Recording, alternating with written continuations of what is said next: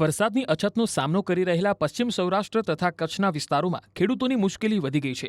કૃત્રિમ વરસાદનો વિકલ્પ અપનાવવાની માંગ પણ ઉઠી છે. જો કે રાજ્યમાં કૃત્રિમ વરસાદ માટે વાતાવરણ યોગ્ય છે કે નહીં એ મોટો સવાલ છે.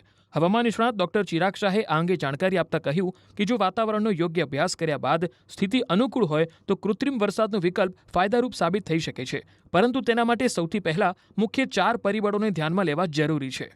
ગુજરાતમાં અત્યારે એવું થયું છે કે લગભગ ઓગસ્ટ મહિનામાં વરસાદનું જોર એકદમ ઘટી ગયું છે અને ગણ્યા ગાંઠા તાલુકામાં અને જિલ્લામાં વરસાદ પડ્યો છે અને ત્યાં વરસાદ જોવા મળ્યો નથી. જે વરસાદનો જળબંબાકાર ધમાકાતે રાઉન્ડ જે ગયા મહિનામાંથી લઈને સ્ટાર્ટિંગના ઓગસ્ટ સુધી આપણે જોયો હતો એવો રાઉન્ડ અત્યારે જોવા નથી મળ્યો છેલ્લા 20 થી 21 દિવસમાં. તો હવે એક કૃત્રિમ વરસાદ શું એનો વિકલ્પ છે? કૃત્રિમ વરસાદ ડેફિનેટલી કરી શકાય. કૃત્રિમ વરસાદ એટલે એક આપણે સાયન્સની ભાષામાં એને કહીએ તો એક એવું છે કે ક્લાઉડ સીડિંગ, મતલબ આર્ટિફિશિયલ ક્લાઉડ સીડિંગ કરવાનું. એની અંદર એક અમુક પ્રકારના મિક્સર, અમુક કેમિકલ્સનું મિક્સર કરીને એ ક્લાઉડ ફોર્મેશનમાં એને એડ કરવાનો, જેના કારણે ત્યાં આગળ વરસાદની રચના બને. તો પહેલાં સૌપ્રથમ આપણે કે કૃત્રિમ વરસાદ થવા માટે પહેલાં 4 પરિબળો કરવા જોઈએ. કે પહેલાં તમારી પાસે વાદળો હોવા જોઈએ, જે બી વિસ્તાર છે, જે બી એરિયા છે એની ઉપર એક ક્લાઉડ ફોર્મેશન હોવું જોઈએ. એ ક્લાઉડની અંદર અમુક માત્રામાં ભેજ અને પાણી હોવું જોઈએ. ત્રીજું, પવનની ગતિ સૌથી મહત્વની છે કે પવનની ગતિ એ આપણા વરસાદને અનુકૂળ છે કે નહીં એ જોવું પડે. કારણ કે તમે ક્લાઉડ સીડિંગ કરવા જાઓ અને જો પવન વધારે હોય તો ત્યાં ખસીને બીજા વિસ્તારમાં વરસાદ વરસાઈ જાય. અને મેઇન ચોથું મહત્વનું પરિબળ એ છે કે અપગ્રોઈંગ ક્લાઉડ એટલે બનતા વાદળો જેમાં વરસાદ મતલબ પ્રસ્થાપિત થતો હોય છે. આ 4 પરિબળ હોય તો આપણે કૃત્રિમ વરસાદ કરી શકીએ. અત્યારે હાલમાં વાત કરીએ તો પોરબંદરમાં લગભગ 7% જેવું, દ્વારકામાં પોરબંદર 17% જેવું, દ્વારકામાં 7% જેવું અને કચ્છમાં 26% જેટલો વરસાદ થયો છે.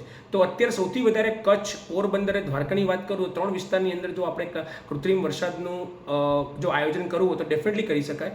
એનું મતલબ એના માટે એક જ વસ્તુ સૌથી પ્રથમ આપણે જોવી પડે કે એની ઉપર કોઈ ક્લાઉડ ફોર્મેશન છે કે નહીં, હાલમાં વરસાદી વાદળો છે કે નહીં. જો વરસાદી વાદળ હોય તો જ આપણે એની અંદર આપણે ક્લાઉડ સીડિંગ કરીને એને આપણે આગળ વરસાદમાં રૂપાંતરણ કરી શકીએ છીએ. અને જનરલી ક્લાઉડ સીડિંગની અંદર 20%થી લઈને 36% જેટલો વરસાદ થતો હોય છે. એટલે આપણે સંભાવના કહીએ કે જે કે 2 mmની સંભાવના હોય તો એ લગભગ 10 કે 12 mm સુધી વરસાદ વરસી શકતો હોય છે.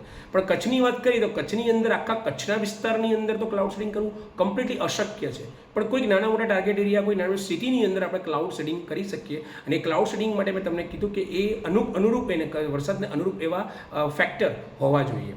રહીએ વાત કરીએ દ્વારકા અને પોરબંદરની, તો દ્વારકા અને પોરબંદરની અંદર ડેફિનેટલી દરિયાના કિનારાના નજીકના વિસ્તારો છે એટલે તો ત્યાં આગળ જો ક્લાઉડ ફોર્મેશન હોય ને, ત્યાં જો ભેજવાળા વાદળો હોય તો ક્લાઉડ સીડિંગ કરીને આપણે લગભગ કે 3-4 દિવસમાં વરસાદ વરસાવી શકીએ છીએ.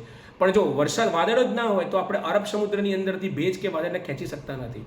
એટલે કૃત્રિમ વરસાદ કરવું શક્ય છે, પણ કૃત્રિમ વરસાદને ઇમ્પ્લિમેન્ટ કરીને એનું યોગ્ય પ્રસ્થાપન કરવું એ આપણા માટે થોડુંક અઘરું થઈ જાય છે. કારણ કે આપણી પાસે એટલા પૂરતા માત્રામાં એ રડાર સિસ્ટમ એક્ટિવ હોવી જોઈએ અને એનું જે મિકેનિઝમ છે, એનું ક્લાઉડ ફોર્મેશન મિકેનિઝમ છે આપણને પ્રોપર ખબર હોવું જોઈએ. તો જ આપણે કૃત્રિમ વરસાદ કોઈ પણ એક જગ્યાએ આપણે કરી શકીએ છીએ, જેના કારણે આપણે ગુજરાતમાં જે થોડી ઘણી અછત છે એને ઘટાડી શકીએ છીએ. બીજો સવાલ એવો બને કે કૃત્રિમ વરસાદના કારણે આપણે કેટલો વરસાદ કરી શકીએ.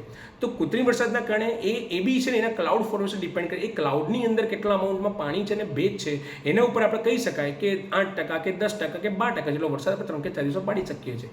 એટલે અને ક્લાઉડ સીડિંગને 7 દિવસના અંતરાલમાં બી આપણે કરી શકાય છે. પણ ક્લાઉડ સીડિંગ કરતાં પહેલાં મેં જે પરિબળ તમને કીધા એના પર ધ્યાન આપવું પડે. તો આપણે કૃત્રિમ વરસાદ ડેફિનેટલી આપણે ગુજરાતમાં કરી શકીએ અને કરવો જોઈએ.